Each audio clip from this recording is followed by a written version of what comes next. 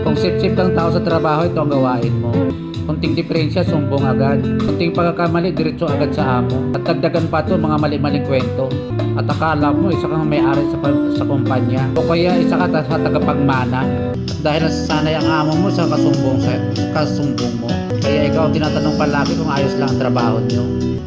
At lagyan mo naman ito ng mga mali-maling kwento. Sinisiraan mo mga kasama mo. Pero pag sarili mong pagkakamali, hindi mo sinasabi para umangat ka lang sa trabaho.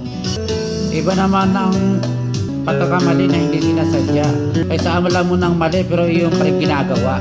Ang iyong kasipsipan na nakisira sa tao at pagkasira ng relasyon nyo at traidoran ng ginagawa mo na parang kang walang ginagawang mali o kaya nagagawa ng pagkakamali at tinatago mo ito at di mo pinaparating sa iyong amo. Mali yan, kaibigan. Kung ang pagkamali ay masolusyonan, ayusin lang naman at wag na iparating sa boss nyo dahil may stress pa ang amo nyo. Sa ginagawa mo, hindi ka ba nakakahalata? Pag ang mga kasamahan mo nagkwentuhan, pagparating ka sila ay tumitigil at si pag-alisan o kaya nagtatahimikan dahil ikaw ang pakay ng kanilang kwentuhan. Magtrabaho ka na lang ng tapat at may kasipagan para sa ikabubuti ng inyong samahan. Hindi ka ba naawa sa iyong sinisip-sip? Lagi na lang sila nasa pagsabihan o papagalitan dahil sa iyong kakagawan na ang iba'y wala namang katotohanan at humarap ka nagipagplastikan. Masama ang gawain yan.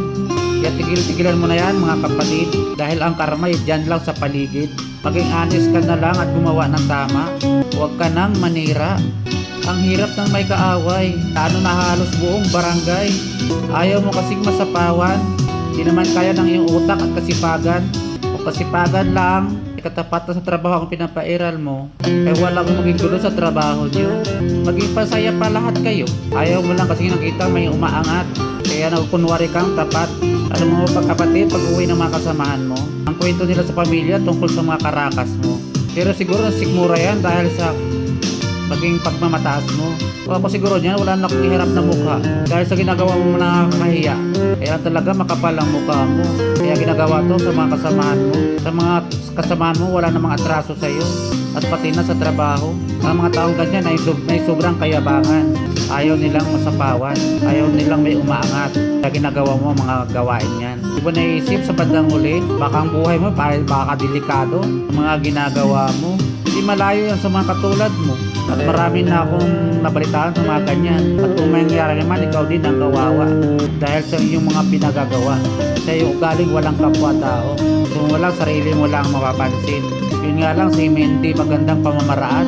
Dinadaan mo sa kasipsipan na wala namang gagandang kakahantungan. Sana mapag-isip-isip mo kapatid. At kung hindi pa huli ang lahat, alisin mo na ang iyong kasipsipan para kakabutin nyo at iyong mga kasamahan. Good luck kapatid. Sana mapag-isip-isip mo yan.